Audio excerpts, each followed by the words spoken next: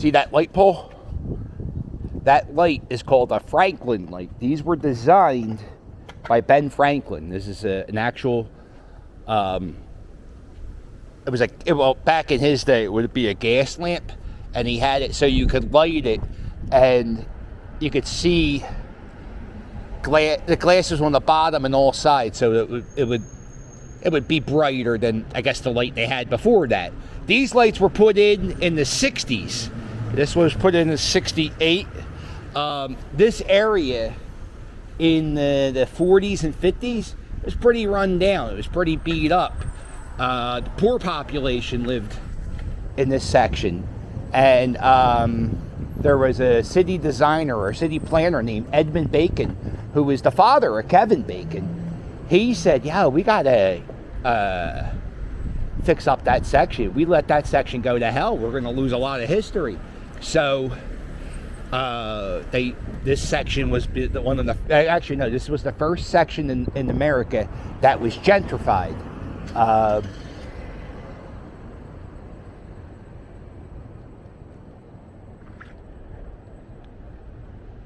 Now, I want you to think about bell-bottom jeans.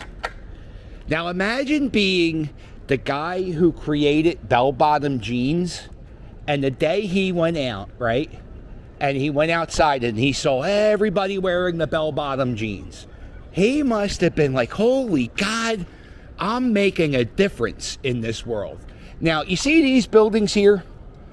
These buildings are Greek Revival buildings. So, that's Greek Revival, and that's Greek Revival with the columns. Now, the guy who lived in this house, his name was Nicholas Biddle, and he owned or ran the Second Bank of the United States. He is one of the main reasons Greek Revival architecture was a big thing in Philadelphia. He said he only believed in two things, the Bible and Greek architecture. Something along the lines like that. You better not be writing a book report.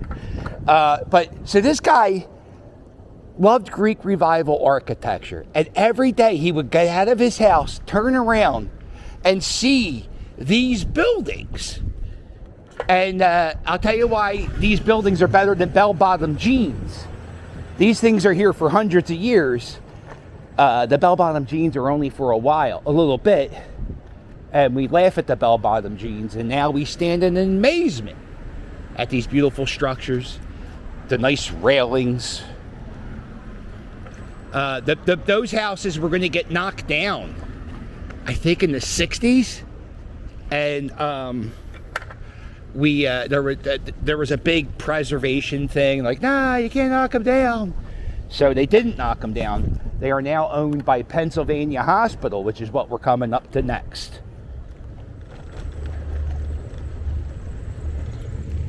Pennsylvania Hospital is the first hospital in the United States. Ben Franklin was one of the founders of the hospital.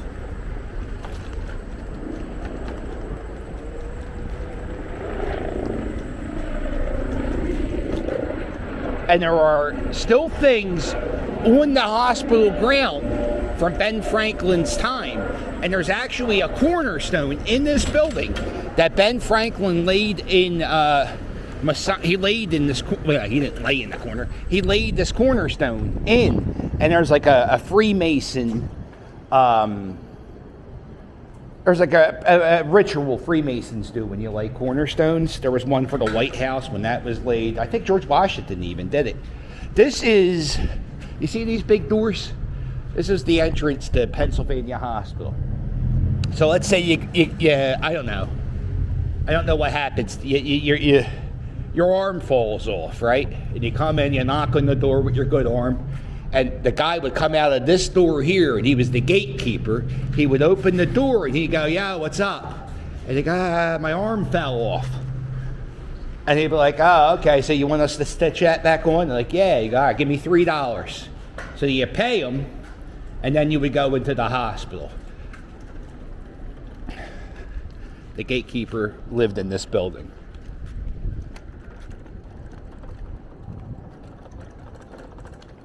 If you're ever in this area, you're allowed to walk in here. I think they actually want people to walk in here because they do have a historic tour. Like they have these little, I mean, it's not, I think these were put in 1976 because these are like starting to fall apart. But this tells you this was the hospital in 1755. This is the first building. Ben Franklin laid the cornerstone. I'll show you where the cornerstone is.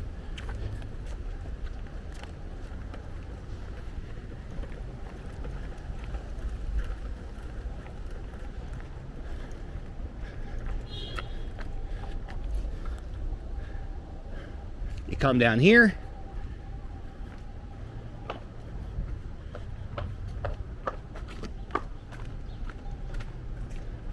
And that cornerstone is what, I mean, boy, can we get a Swiffer down there and dust it up?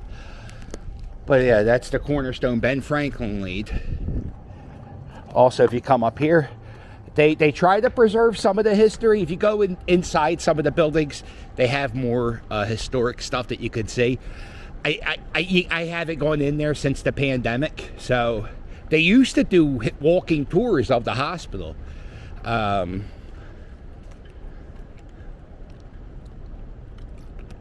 But I don't think they're doing them right now, being what the world is right now.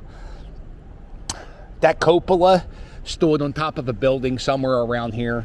Those little cement pieces, they were on. So what they do is they knock something down, they'll throw it on this piece of grass to keep the light. Look at this fire hydrant.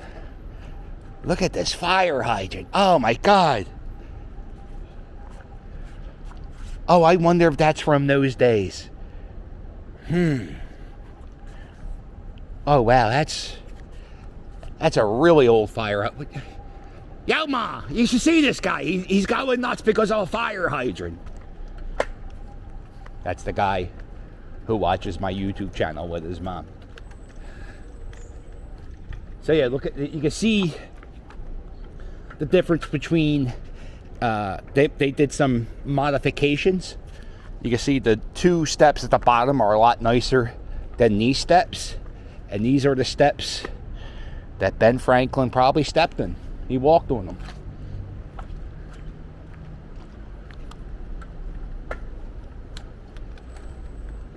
How nice of an area is it? Look, they got salt and pepper shakers on the tables.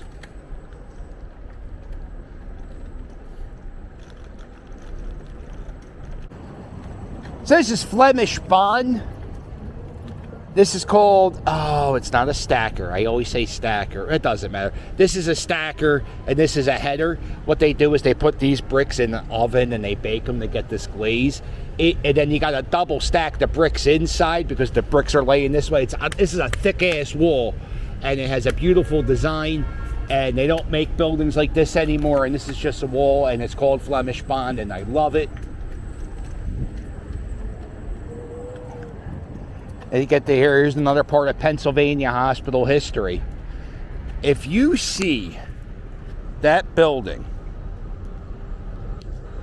you see that like part right there, that used to be a big glass dome, and it would light up the room underneath it, and the room underneath it was the first operating rotunda in the United States. So think about it like, if you ever saw the Seinfeld episode where Kramer dropped the junior mitt in the guy's belly watching the surgery, well, that's what this was. They would do the operations in that room. Now the operation were done by a doctor named Samuel Gross, and I think most of the surgeries that they did were appendix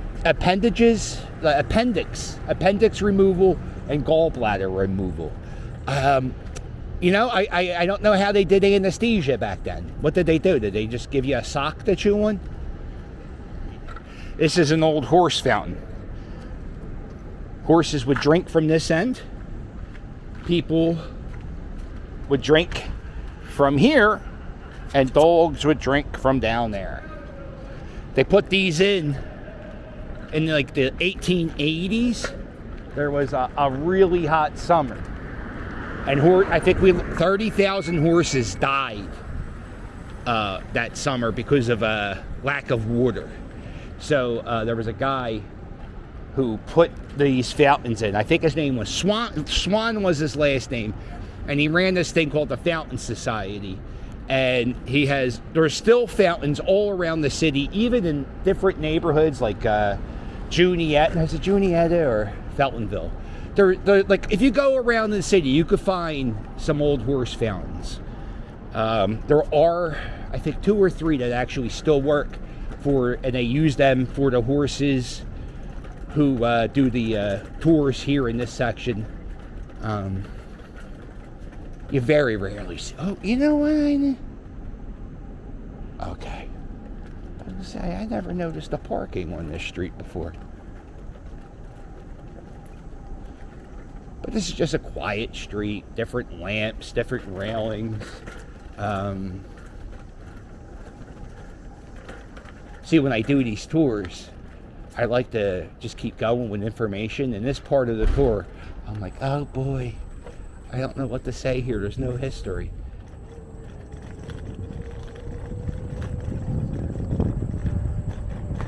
But that's okay. So then you go down here. This is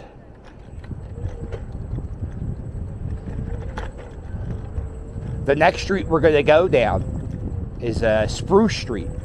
And what if I told you this street, the house I'm going to show you, if you live in America, this house affected your... Matter of fact, hold on. I think everybody's life was affected by the woman in this house. And this is Spruce. We're going to make a right. This is the house of Sarah Hale. Sarah Hale lived in this building.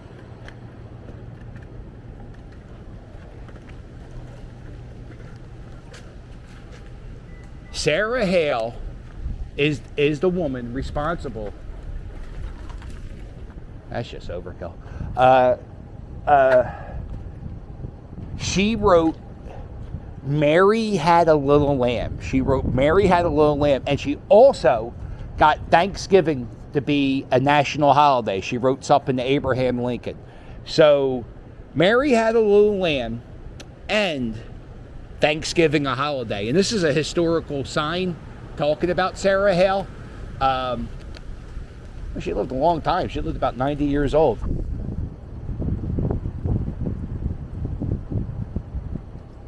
And yeah,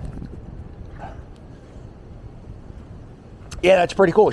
And Sarah Hale had some kick-ass railings. What do you think of that? I love this house on the corner here. Just look at this goddamn house. Look at this house. Come on, man. Come on, are you kidding me? That's gorgeous. That's crazy. Why would they do that? If you go in the poorer neighborhoods, those type of things are dilapidated. They're falling apart. This is another one of those pretty streets that, you know, nobody really goes down.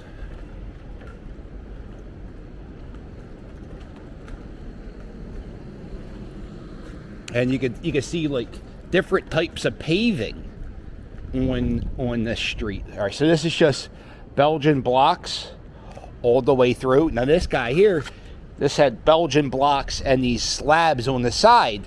These slabs on the side were for the carriage's wheels. And then the horse would stop on this part, and that would make your ride a little bit smoother.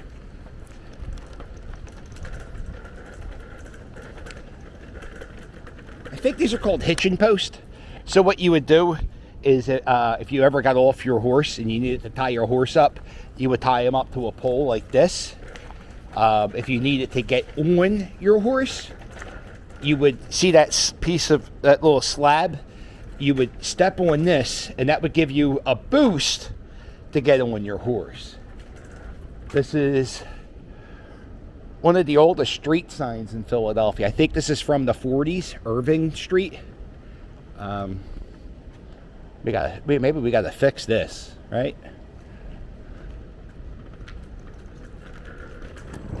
This is the Walnut Street Theater. This is the oldest theater in the United States of America. Rocky the Musical is coming here. When I saw the sign for Rocky the Musical, I went home and I went to YouTube and I looked up Rocky the Musical. What a pile of shit that looks like.